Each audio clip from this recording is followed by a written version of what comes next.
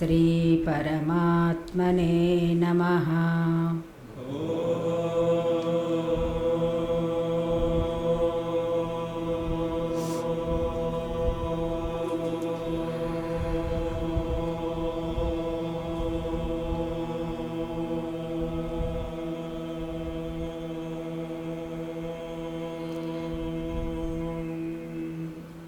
श्री परमात्मने नमः। अथ अष्टादशोऽध्यायः। मोक्षसंन्यासयोगः। अर्जुन उवाच संन्यासस्य महाबाहो तत्त्वमिच्छामि वेदितुम् त्यागस्य च ऋषिकेश पृथक् केशिनिषूदन। श्रीभगवानुवाच काम्यानां कर्मणां न्यासं सन्न्यासं कवयो विदुः। सर्वकर्मफलत्यागं प्राहुस्त्यागं विचक्षणाः। त्याज्यं दोषवदित्येके कर्म प्राहुर्मनीषिणः। यज्ञदानतपः कर्म न त्याज्यमिति चापरे। त्याज्यं दोषवदित्येके कर्म प्राहुर्मनीषिणः। यज्ञदानतपः कर्म न त्याज्यमिति चापरे।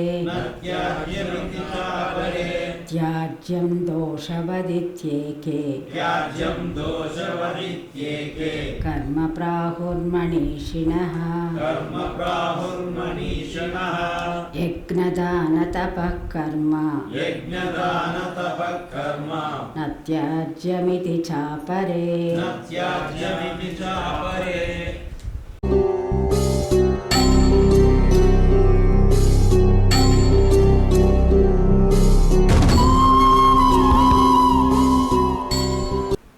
మొదటి శ్లోకానికి తాత్పర్యం చూద్దాం. పేజీ 373. అర్జునుడు పలికెను, ఓ మహాబాహు, అంతర్యామి వాసుదేవ, సన్యాసతత్వమును త్యాగతత్వమును వేరువేరుగా తెలుసుకొనగోరెదను. దానికి భగవంతుడు ఇచ్చినటువంటి సమాధానం, కావున వేరే పేజీ వెళ్ళిపోయింది. భగవానుడు పలికెను, కామ్యకర్మల త్యాగమునే సన్యాసమని కొందరు పండితులు తలంతురు. కానీ విచక్షణాశీలురైన మరికొందరు మాత్రము సర్వకర్మ ఫలములను త్యజించుటను త్యాగమని పేర్కొందరు.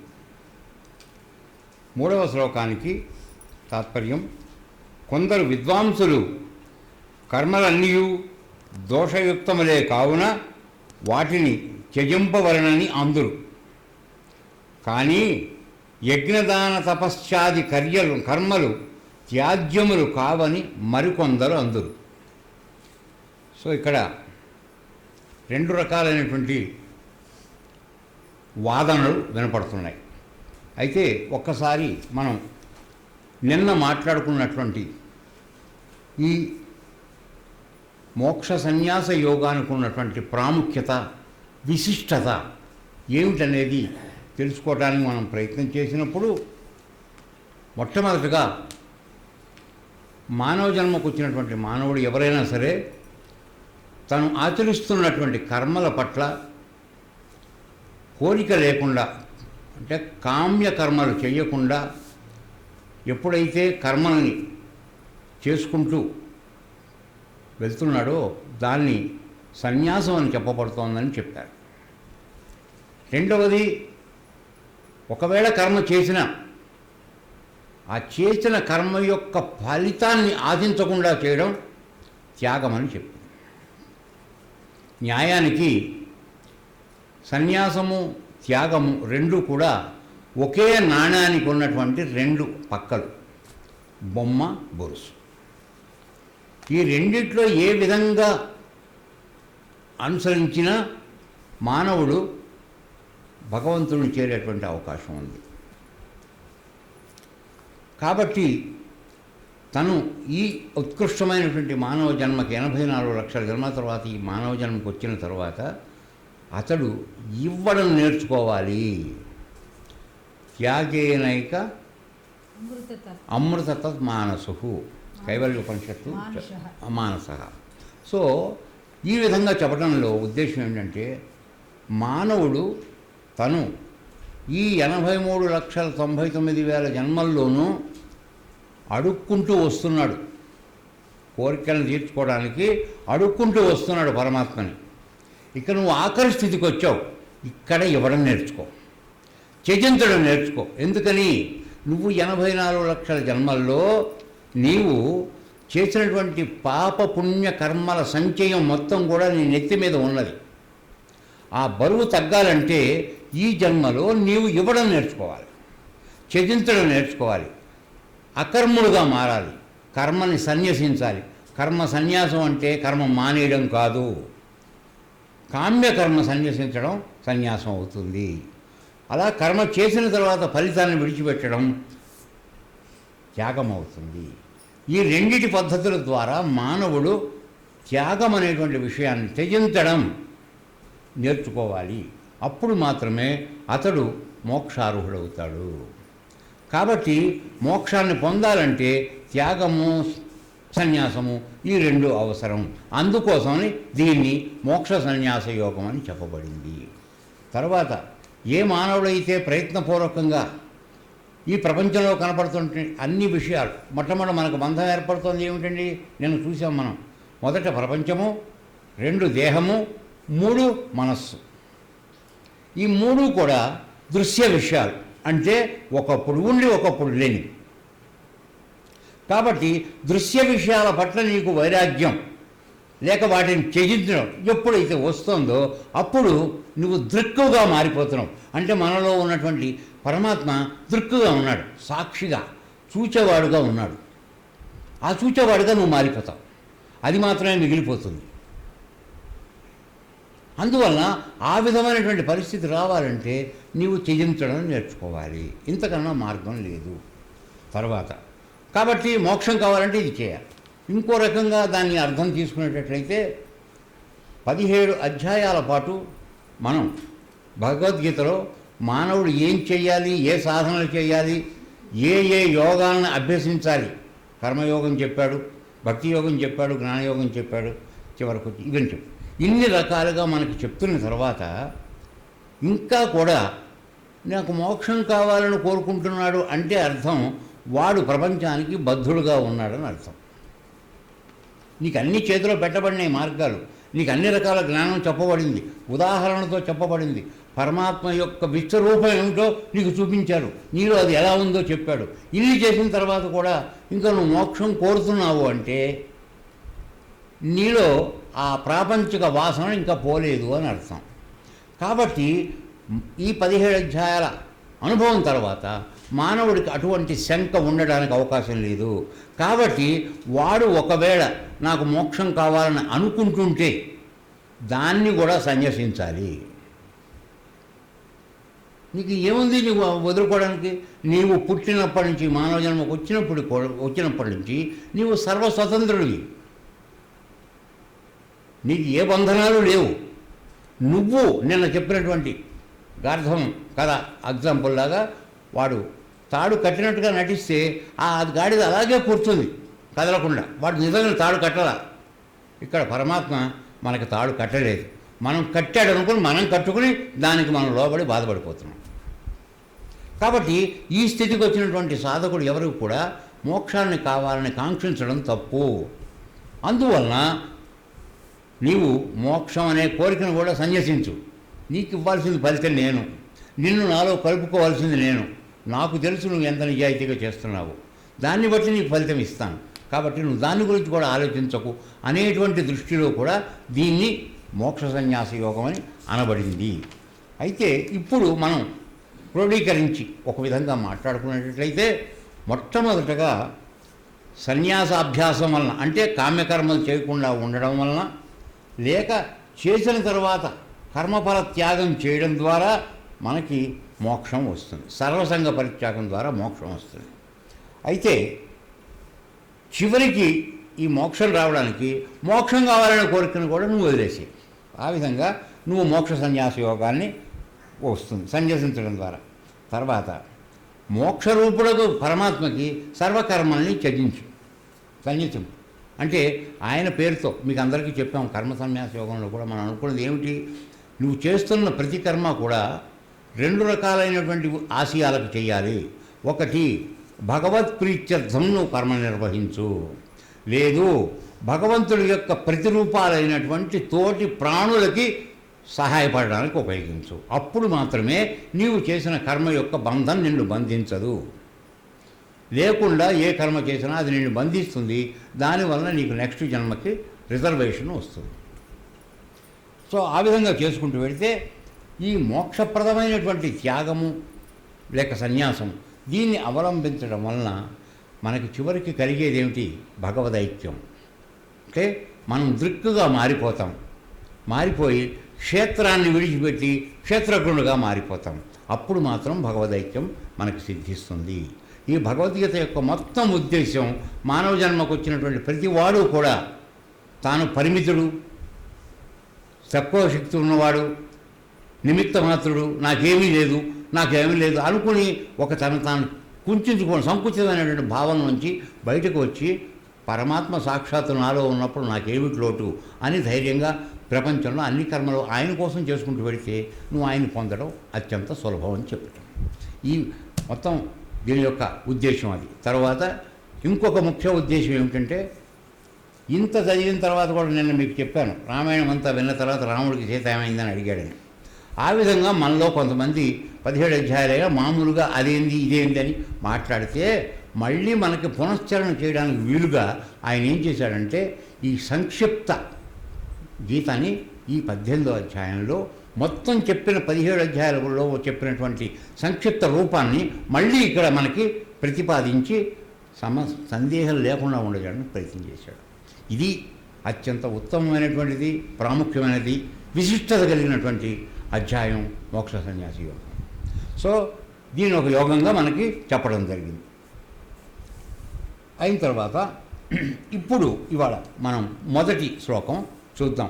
అయితే అర్జునుడికి ఏమిటి జరిగింది అంటే, భగవంతుడు ఇంతవరకు మాట్లాడుతున్నటువంటి ఎన్నో చోట్ల 3వ అధ్యాయం, 4వ అధ్యాయం, 12వ అధ్యాయం అన్ని అధ్యాయాల్లో కూడా త్యాగము, సన్యాసము అనేటువంటి విశేషణాలని చాలా ఎక్కువగా వాడాడు. కానీ వాటి యొక్క వాటి యొక్క అర్థం, యథార్థమైనటువంటి అంతరార్థం ఏమిటనేది ఆయన విశదీకరించలేదు. అందువలన అర్జునుడు ఆ మిగిలిపోయిన శేషాన్ని మళ్ళీ అడిగాడు. అదే మొదటి శ్లోకం. టీకా తాత్పర్యం చూసిన తర్వాత లోపలికి వెళదాం. టీకా. అర్జునువాచ, మహాబాహో, గొప్ప భుజములు కలవాడవైన హృషీకేశ, అంటే ఇంద్రియముల యొక్క నియామకుడవు, కేసి నిషూదన, కేసి అను రాక్షసుని సంహరించిన వాడవు అగు ఓ కృష్ణ, సన్యాసస్య, సన్యాసము యొక్క, త్యాగస్య, త్యాగము యొక్క తత్వం, యథార్థస్ను లేక దాని యొక్క నిజస్థితిని పృథక్ వేరువేరుగా వేదితం తెలుసుకొనుటకు ఇచ్చామి, నేను కోరుతున్నాను. సో ఇక్కడ చూడండి, ఒక అత్యంత ఇక్కడ దుర్గయ్య గారు, శిష్యుడు గురువు పట్ల ఎంత వినయంగా, పరిప్రశ్న అయినా మీరు చదువుకున్నారు కదా, పరిప్రశ్న అని అడగడం అంటే ఇది. గురువు యొక్క గొప్పతనాన్ని గుర్తిస్తూ గురువుని విశేషణములతో ప్రార్థిస్తూ ఎంతో భక్తి వినయాలతో అర్జునుడు అడుగుతున్నాడు ఇక్కడ ప్రశ్న. చూడండి మీరు, 3 విశేషణాలు వేశాడు ఆయన. ఏమన్నాడు? సరే, గొప్ప భుజములు గలవాడు అనేది వేరే విషయం, వదిలేసేయండి. ఇంద్రియముల యొక్క నియామకుడు ఋషికేశ అంటే మీరు ఒక్కసారి ఆలోచించండి, మొత్తం ప్రకృతి అంతా కూడా ఆయన అధీనంలో ఉంది.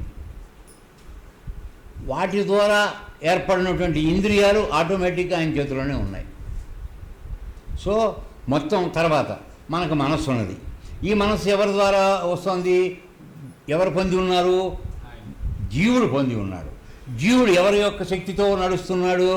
పరమాత్మ యొక్క శక్తితో నడుస్తున్నాడు. వీడు ప్రతిబింబ రూపుడు, పరమాత్మ బింబరూపుడు.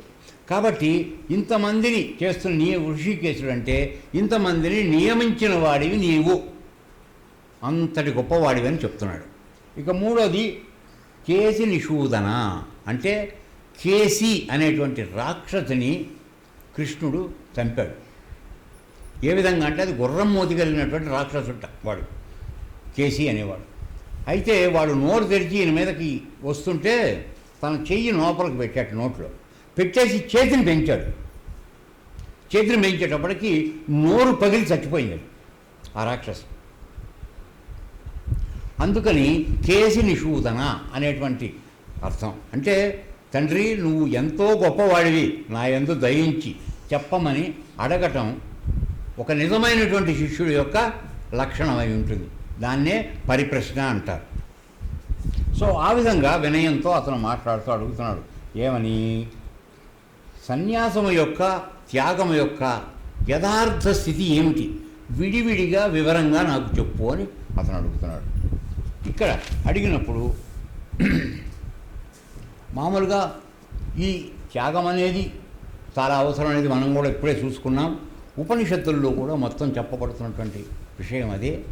తరువాత పతంజలి యోగశాస్త్రంలో కూడా మనస్సుని అధీనంలోకి తెచ్చుకోవాలనుకునేటట్లయితే త్యాగబుద్ధి అలవాటు చేసుకోవాల్సిన అవసరం ఉందనేది పతంజలి యోగశాస్త్రంలో కూడా చెప్పబడింది. సో ఈ విధంగా అర్జునుడు అడిగాడు. రెండో శ్లోకం భగవానుడు సమాధానం ఇవ్వడం మొదలుపెట్టాడు. కామ్యానాం ఫలముని కోరి చేయబడు అనగా కామ్యములైనటువంటి కర్మణాం కర్మల యొక్క న్యాసం వదలుటను సన్యాసం సన్యాసముగా కవయ కొందరు పండితులు జ్ఞానులు విదుహు తెలుసుకొనుచున్నారు. తర్వాత సర్వకర్మ ఫలత్యాగం సమస్త కర్మల యొక్కయు ఫలమును త్యజించుటను త్యాగం త్యాగముగా విచక్షణ అనగా మరికొందరు పండితులు విద్వాంసులు ప్రాహు అనగా చెప్పుదురు. అంటే ఇక్కడ అంటే చూడండి మొట్టమొదటగా ఆయన తన మాటగా చెప్పటల్లా, రహస్యం మనం తెలుసుకోవాలి. తన మాటగా చెప్పలేదు అంటే ఎందుకు చెప్పలేదు తన మాటగా? తన జ్ఞానాన్ని మనం ఇందాక అంత ముందు చదివినప్పుడు ఏమనుకున్నాం మనం? మొట్టమొదట్లో పరమాత్మ అవ్యక్తం నుంచి వ్యక్తంలో ఓం అనే శబ్దంలోంచి వచ్చినప్పుడు ఆ ఓంకారాన్ని ఉచ్చరించినటువంటి మహానుభావులకి తత్సత్ అనేటువంటి జ్ఞానం బోధపడింది. దాని వలన వాళ్ళు బ్రహ్మజ్ఞానులు అయ్యారు. బ్రహ్మజ్ఞానులు అయిన తర్వాత వేదాలు పురాణాలు ఇవన్నీ కూడా వాళ్ళ దగ్గర నుంచి పుట్టుకుంటూ వచ్చినాయని చెప్పాడు కదా.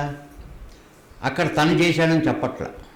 అంటే నీకు ఎవరైతే బ్రహ్మజ్ఞానాన్ని తెలుసుకోవాలని అచంచలమైనటువంటి అకుంఠితమైనటువంటి దీక్షతో ప్రయత్నం చేస్తున్నాడో వాడికే తను తెలియపరుస్తాడు. అలా తెలుసుకున్న వాడు చెప్పాడు. ఇది అడ్డమైన వాళ్ళకి తెలిసే అవకాశం లేదు. అందుకని నేను చెప్తున్నానని చెప్పాలా. ఇక్కడ కృష్ణుడు తను వ్యక్తిగా మాట్లాడుతున్నాడు. దయచేసి తేడా అర్థం చేసుకోండి. కృష్ణుడు ఒక వ్యక్తిగా మాట్లాడుతున్నాడు.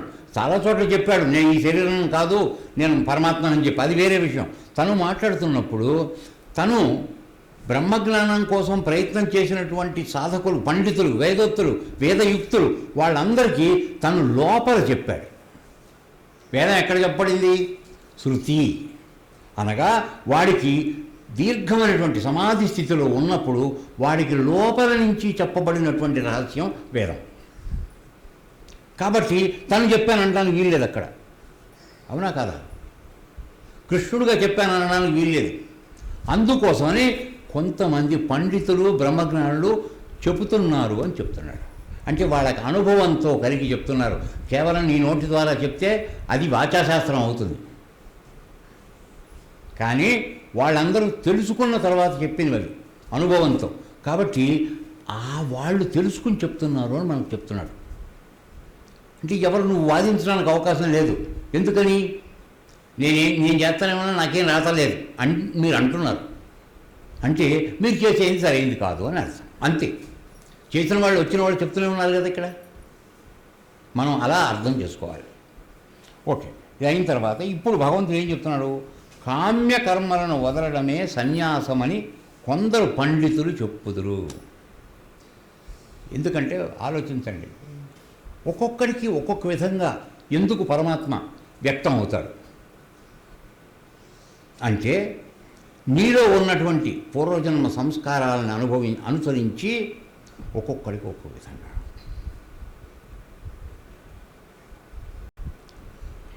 పరమయోగులకు పరిపరి విధముల పరమొసగడిని పాదము. పరమయోగులకు పరిపరి విధముల పరమొసగడిని పాదము అన్నమాచార్యుడు పాడాడు. ఏమిటి? దుర్గయ్యకు ఒక రకంగా ఎందుకు వ్యక్తం అవుతున్నాడు, శ్వాసుకి ఎందుకు ఒక రకంగా అవుతున్నాడు, దిలీప్కి ఎందుకు ఒక రకంగా అవుతున్నాడు అంటే వాడి యొక్క మానసిక స్థితి, వాడి యొక్క సాధన, వాడి యొక్క నిష్ఠ, దాన్ని బట్టి వాడు ఏ విధంగా కోరుకుంటున్నాడో ఆ విధంగా ప్రత్యక్షం. కాబట్టి తనకంటూ నిజంగా ఏమీ లేదు. కానీ ఎవరు ఏ విధంగా తనను ఉపాసిస్తున్నారో వాళ్ళకి ఆ విధంగా ఇస్తున్నాడు. అర్థమైందా? సో ఈ విధంగా కొంతమంది ఇలా చెప్తున్నారు, కొంతమంది అలా చెప్తున్నారంటే కామ్యకర్మల్ని వదిలిపెట్టడానికి గల ఆవశ్యకతని తెలుసుకుని యోగం చేస్తున్న వాడికి అదే మార్గం అని వాడికి తోచింది. సిద్దిపేటకు మనం వెళ్ళాలి, వెలకటూరు గ్రామం నుంచి వెళ్ళొచ్చు, ముండ్రాయికి వెళ్ళి వెళ్ళొచ్చు, ఎవడిదో వాడిది. పరమాత్మ వాడిని ఓకే అన్నాడు, వీడిని ఓకే అన్నాడు, ఎవరిని కాదల్లా. అందుకోసం తను చెప్పకుండా కొందరు పండితులు బ్రహ్మజ్ఞానులు చెప్పారు. రే వాడిని తీసుకొచ్చి ఇక్కడ కూర్చోబెట్టు చెప్పారు అని చెప్పాడు. సన్యాసించడం, కామ్యకర్మల్ని వదిలివేయడమే సన్యాసము అని చెప్పాడు. తర్వాత మరికొందరు పండితులు సమస్త కర్మల యొక్క ఫలమును త్యజించుట త్యాగమని చెప్పుదురు అని చెప్తున్నాడు. అంటే ఇక్కడ సెకండ్ స్టెప్ ఇది. మొట్టమొదటి నువ్వు పని చేసేటప్పుడు అత్యంత ఉత్కృష్టమైనటువంటిది ఫలితం ఆశించకుండా చేయడం. అది అందరూ చెయ్యలేకపోవచ్చు. దయచేసి వినండి, అందరూ చేయలేకపోవచ్చు. కొంతలో కొంత మనకి చారణమందమన్నా మనకు ఖచ్చితంగా ఆశ ఉంటుంది.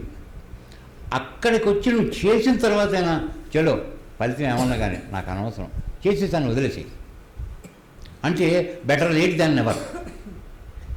ఆలస్యం కాకుండా ముందుగా నువ్వు జాగ్రత్త వాడు అనుకో, అసలు నీకు నాకు ఫలితంతో సంబంధం లేదు, ఇది నాకు దానిలో నాకు ఏమీ ఆశించను, నేను పని చేసి వెళ్ళిపోతా అనుకున్నవాడు సన్యాసి, అత్యంత శ్రేష్ఠుడు వాడు. మనం పని చేసిన తర్వాత మామూలుగా ఫలితం ఆశిస్తాం, అక్కడ ఆ ఫలితాన్ని వదిలేసి అప్పుడైనా. అంటే నువ్వు మొదటి పెట్టిలో ఎక్కలేకపోతే రెండో పెట్టిలోనే ఎక్కువ రైలు స్టార్ట్ అయిపోయింది, మొదటి పెట్టి వెళ్ళిపోయింది ముందుకి, కమతకమ రెండు చేతులను దాన్ని రెండో పెట్టిలోనే దూకి ఎక్కువ, ఇది రెండో స్థితి. సో ఆ విధంగా ఫలితాన్ని చేయించేసేయి. పరమాత్మ చూసుకుంటాడు, నాకు అనవసరం, నేను పని చేశాను, నాది అయిపోయింది. మొట్టమొదటి అనుకున్నాను నేను ఏదో కావాలని, కానీ చేసిన తర్వాత వదిలేసుకున్నాను. ఈ విధంగా చేయడం వలన త్యాగం అనేది వస్తుంది. కాబట్టి ఈ విధంగా చేసినా ఆ విధంగా చేసినా కూడా నీవు పరమాత్మ భగవదైక్యం అనేది నీకు ప్రాప్తించే అవకాశం ఉందని చెప్పి అని యోగం చేసిన వాళ్ళు వాళ్ళకి వేదం ద్వారా వాళ్ళకి శృతిగా వినపడినటువంటి అనుభవాన్ని చెప్పిన విధంగా ఇలా చెప్పారు అని చెప్పాడు. తన మాట ఏమిటో తర్వాత చెప్తాడు, అది వేరే సంగతి. ముందు ప్రపంచంలో ఇది మనమంతా మరి ప్రపంచంలో ఉన్నాం కదా, కాబట్టి నీకు అధికారం ఏమిటి? ఒక మహానుభావుడు, ఆత్మసాక్షాత్కారం ఉన్నటువంటి మహానుభావుడు చెప్తే అది నీకు సాధికారికం. ఎందుకని? భగవంతుడు నీకు ప్రత్యక్షం అయ్యాడో అవ్వలేదో మనకు తెలియదు. అయిన మహానుభావుడు చెప్పిన దాన్ని మనం సాధికారికంగా అంగీకరించాలి. సో ఆ విధంగా పండితులు కొంతమంది ఈ విధంగా చెప్పారు, మరికొంతమంది విచక్షణారహితులైనటువంటి, అంటే వీళ్ళకన్నా పెద్దవాళ్ళని చెప్పాడు. నా ఉద్దేశం ప్రకారం అది కరెక్టో కాదో నాకు తెలియదు. ఎక్కడైతే విచక్షణ అనే మాట వేస్తున్నాడో అక్కడ మానవుడు మంచి చెడుల పట్ల సంపూర్ణమైనటువంటి జ్ఞానం కలిగిన వాడు అని అర్థం. ఏ పని చేయదగింది, ఏ పని చేయకూడదని అనేటువంటి జ్ఞానాన్ని పూర్తిగా కలిగిన వాడు విచక్షణ జ్ఞానం కలిగిన వాడు. అదే తెలివి, అదే బుద్ధి. సో వాళ్ళు ఈ త్యాగం చేయడం చాలా అవసరమని వాళ్ళు చెప్పారు. కాబట్టి రెండు అంగీకారమే. అర్థమైందండి? సో ఈ విధంగా చెప్పుకొచ్చారు. చెప్పిన తర్వాత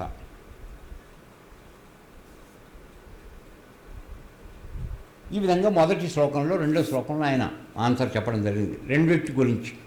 చెప్పిన తర్వాత ఇప్పుడు మూడో శ్లోకానికి వస్తున్నాడు. ఏకే, కొందరు ఇద్దరు అయిపోయారు, ఈ రకరకాలు చెప్పిన పండితులు అయిపోయారు. ఏకే, మరికొందరు మనీషిణ్య, బుద్ధిమంతులు, అంటే సాంఖ్యయోగాన్ని పాటించేవాళ్ళు బుద్ధిమంతులు, దోషవత్, దోషము వలె కర్మ, అనగా కర్మ త్యాజ్యం, విడిచిపెట్టదగినది, అంటే వద్దాం తర్వాత ఇది అని ప్రాహు చెప్పుదురు.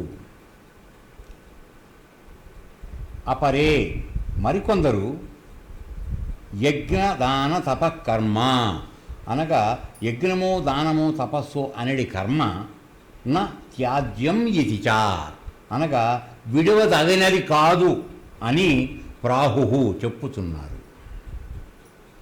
మళ్ళీ ఇక్కడ కాంట్రవర్సీ. మానవుడు జన్మించాడంటేనే అటు ఇటు. ఎందుకని? వాడి లోపలే రెండు రకాలైనటువంటి శక్తులు ఉన్నాయి, నెగిటివ్ ఎనర్జీ, పాజిటివ్ ఎనర్జీ.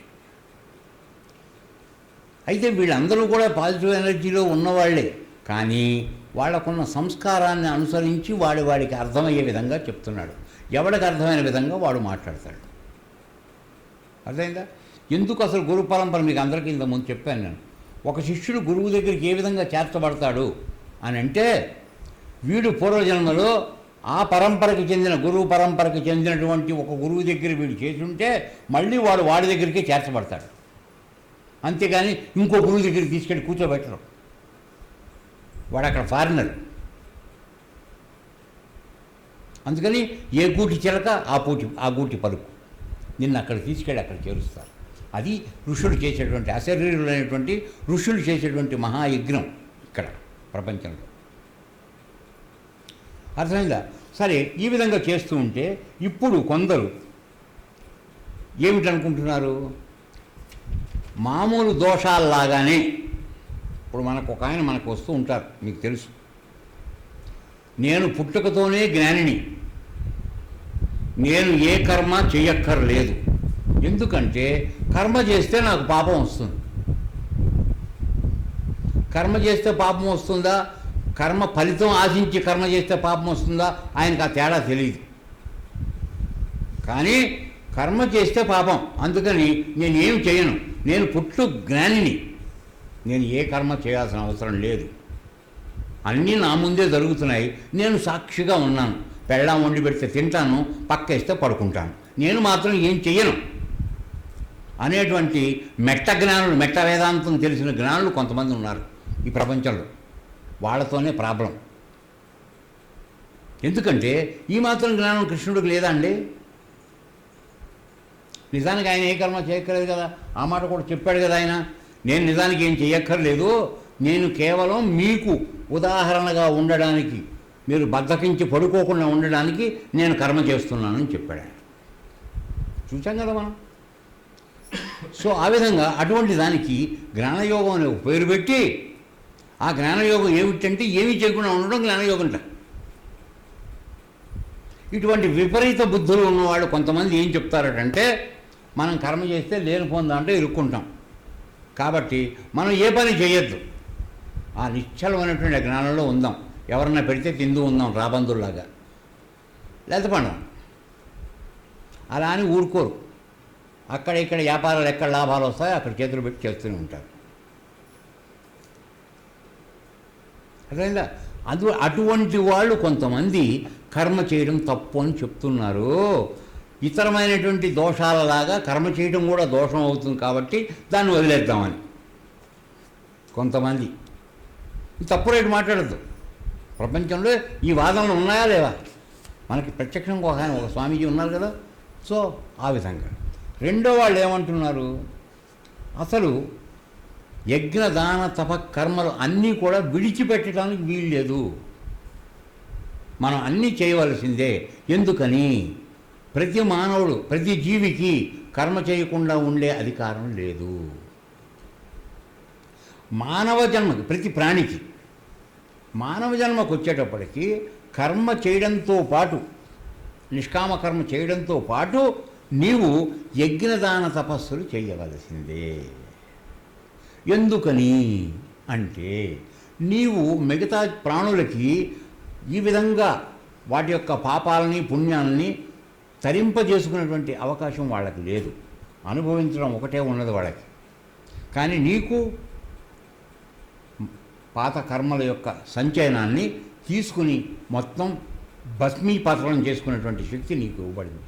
కేవలం ఈ అధికారం మానవుడికి మాత్రమే ఇవ్వబడడం వలన మనం ఆ పూర్వకర్మల సంచయాన్ని మనం వదిలించుకోవాలి అంటే యజ్ఞదాన తపస్సులు మనం చేయవాలి.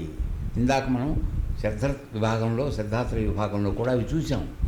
ఏ విధమైన దానం చేస్తే మంచి అవుతుంది, ఏ విధమైనటువంటి తపస్సు చేయాలి, మానసిక వాచిక శారీరక తపస్సులు చేయాలి, సాత్విక రాజసిక తపస్సులు దానికి జోడించాలి. ఇవన్నీ మనం చూడడం జరిగింది. కాబట్టి ఇవన్నీ ఎందుకు చెప్పాడు కృష్ణ పరమాత్మ? వాళ్ళు చెప్పినట్టుగా ఏ కర్మ చేయక్కర్లేదు అనుకుంటే కృష్ణుడు ఏమన్నా తక్కువడా? ఎందుకు చెప్పాడు అది? కాబట్టి ఆ నిజాన్ని తెలుసుకున్నటువంటి వాళ్ళు కర్మలతో పాటు, నిష్కామ కర్మలతో పాటు యజ్ఞదాన తపస్సులు ఎందుకు చెప్పాల్సి వచ్చింది? ఇది రండి మనం ఒకసారి వెళ్దాం, ఆలోచించండి దాని గురించి. ఎందుకు చెప్పాడు అని అంటే, పరమాత్మ నామరహితుడు, రూపరహితుడు, క్రియారహితుడై అవ్యక్తంగా అన్నిటిలోనూ ఉన్నాడు. కానీ తన యొక్క ప్రతినిధులుగా 33 కోట్ల దేవతలను తయారు చేశాడు. వాళ్ళు రూపంతో ఉన్నారు. వాళ్ళకి పెట్టుకున్న తర్వాత ఇప్పుడు చీఫ్ మినిస్టర్ గారు రాష్ట్రానికండి, ఏంటి మినిస్టర్ గారు మంత్రి అండి, ఈ ఊరికి పంచాయతీ సర్పంచ్ ప్రెసిడెంట్ ఇదండి, అధికారం ఇచ్చాడా లేదా? బట్ ఈయన స్వతంత్రుడా పరిపూర్ణంగా? సీఎం గారు కిందకే రావాలి, లేదా డిస్ట్రిక్ట్ కలెక్టర్ కిందకి రావాలి. అట్లాగే ఆయన పైన ఉండి ప్రతినిధులుగా కొంతమందిని పెట్టాడు, దేవతలను. తర్వాత వాళ్ళ అధీనంలో మన ఇంద్రియాలను పెట్టాడు. ఇంత మెకానిజం జరుగుతుంది. కాబట్టి వాళ్ళని కూడా సంతృప్తి పరచాలి మానవుడు. వాళ్ళతో ఏం లావాదేవీలు ఉన్నాయో మనకు తెలియదు. వాడు సరిగ్గా పంచభూతాలు మనం చూడకపోతే మీకు పంటలు పండుతాయా? చెప్పండి రాయ్యా. సమయానికి వాన పడకపోతే మీకు అవుతుందా? ఏం కాదు కదా. ఎరువులు వేసావు, దట్టించావు, బాగా 20, 40, 40 వేసావు, అన్నీ ఏం వేస్తే మాత్రం పండుతుందా? వాన రాలేదు గురుగారు, అది వస్తే కానీ ఏనుకోదు చెట్టు, పంట ఏనుకోదు అంటారు. ఏమైంది? ఆ వాన ఎవరు ఇవ్వాలి? వరుణదేవుడు ఇవ్వాలి. వరుణదేవుడు ఎవరికి ఆధీనం? పరమాత్మకు ఆధీనం. అందువలన ఇంత జగన్నియామకుడైనటువంటి ఆ పరమాత్మ తన కింద పనిచేస్తున్న వాళ్ళకు కూడా ఆహారం కావాలి, వాళ్ళని సంతృప్తి చేయాలి. అందుకోసం యజ్ఞదాన తపాలు చేయమన్నాడు. అయితే యజ్ఞదాన తపాలు చేసి ఊరుకోవద్దని చెప్పాడు. ఆ పాయింట్ ఎవరు గుర్తుపెట్టుకోవట్లా. మానవులు ఎక్కడ దెబ్బతింటున్నారంటే, తెలివి తక్కువతనం ఎక్కడ అవుతుందంటే, కేవలం యజ్ఞం చేస్తే అయిపోయింది అనుకుంటున్నారు. నాకు అది కావాలి, ఇది కావాలి అనుకుని దాని తర్వాత వచ్చే ఫలితాన్ని ఎవడో ఆలోచించట్లా. యజ్ఞదాన తపస్సులు అనేవి మెట్లు లాంటివి నీకు. కానీ చివరికి నువ్వు చేయించాల్సిందే. ఉన్న మైల కడుక్కోవడానికి యజ్ఞదాన తపస్సులు. సుమారుగా ఊరికే బండగా చెప్తున్నాను, వేరేగా అనుకోకండి. సో మనకు ఉన్నటువంటి పూర్వజన్మ వాసనలు తగిలించుకోవడానికి ఈ కర్మలు చేసి వదిలించుకుంటే నువ్వు ఒక సత్వరూపుడుగా మారితే అప్పుడు పరమాత్మ దగ్గరికి వెళ్ళటానికి నీకు అధికారం వస్తుంది. కాబట్టి నువ్వు ఏ తెలివితేటలతో యజ్ఞదాన తపశ్చర్యలు అక్కర్లేదని చెప్పగలవు, కర్మ అక్కర్లేదని చెప్పగలవు. ఏ కర్మ లేకపోతే అసలు నువ్వు ప్రపంచంలోకి ఎట్లా వచ్చావు? ఇవాళ వద్దని చెప్పడానికి మీ అమ్మ నాన్న కలిసి కర్మ చేస్తేనే కదా నువ్వు ఇక్కడికి వచ్చింది. కాబట్టి ఇటువంటి విపరీత జ్ఞానంతో మానవులు ప్రవర్తించే అవకాశం ఉంది కాబట్టి ఈ విషయాన్ని కూడా మనకు చెప్పడం జరుగుతుంది. సో అందువలన ఏమంటున్నాడు ఆయన, యజ్ఞదాన తపకర్మలని ఎవ్వరూ కూడా విడిచిపెట్టడానికి వీలు లేదని కొంతమంది తెలిసిన వాళ్ళు ప్రాజ్ఞులు చెప్తున్నారు అనేటువంటి విషయాన్ని చెప్పాడు. అంటే ఇప్పుడు ఇక్కడ ఏమిటి, ఆయన ఆత్మ సర్వసాక్షి రూపుడు, ఎవరికి ఏం సంబంధం లేదు. కానీ కాళ్ళు చేతులు ఉన్నటువంటి దేవతలంతా ఉన్నారు కదా, మరి ఎందుకు ఇప్పుడు నువ్వు గుళ్ళో విగ్రహాలు పెట్టి రోజు నైవేద్యం పెడుతున్నావు? పరమాత్మకి ఏమైనా నైవేద్యం పెడుతున్నావు బేటా? నువ్వేమైనా పెట్టగలవా? కానీ ఆ దేవతలకి పంచభూతాత్మకం, నువ్వు ప్రాణ ఆవాహన చేస్తున్నావంటే అవి పంచభూతాత్మకమైనవి, వాటికి నీలాగానే ఆకలి దప్పులు ఉంటాయి. అయితే అవి నువ్వు స్థూల రూపంలో ఇంతంత తింటావు, అవి సూక్ష్మ రూపంలో వాయు రూపంలో అది తీసుకుని సెట్ అయిపోతాయి. సో లేదని అనడానికి వీల్లేదు. నీకు కనపడినంత మాత్రం నువ్వు గుడ్డివాడివి అయ్యావు, ఎవడేం చేస్తావు? దానికి చూడవలసిన చూపుతో నువ్వు చూడడం చేత కాదు, దానికి ఎవరు తప్పు. సో అందువలన నీకు చూసే విధానం నేర్పుతున్నాను. చూడు, పరమాత్మ ఉనికిని తెలుసుకో. తెలుసుకున్న తర్వాత ఆ పరమాత్మ మన యందు అక్కడ దేవతల యందు కూడా ఉన్నాడని తెలుసుకో. కాబట్టి నీ లోపల ఉన్న పరమాత్మను చేరాలంటే నువ్వు ముందు వైశ్వానుడికి ఇక్కడ నువ్వు సంతృప్తి పరచు. ఆ విధంగా అది పరమాత్మకు చేరుతుంది. అక్కడ గుళ్ళో చేయి, విగ్రహం ఎదురకుండా పరమాత్మ తీసుకో, ఈ రూపంలో ఉన్నటువంటి పరమాత్మను తీసుకోమని ఆవాహన చేయి, అక్కడ తీసుకువెడుతుంది. సో ఈ విధంగా యజ్ఞదాన తపకర్మలన్నీ కూడా చేయడం అత్యంత ఆవశ్యకము అని చెప్తూ ఆయన ఈ విడిచిపెట్టడం తప్పు అని చెప్తున్నారని కొంతమంది చెప్తున్నారు అని చెప్పాడు. ఆయన నిర్ణయం ఏమిటనేది రేపు చూద్దాం.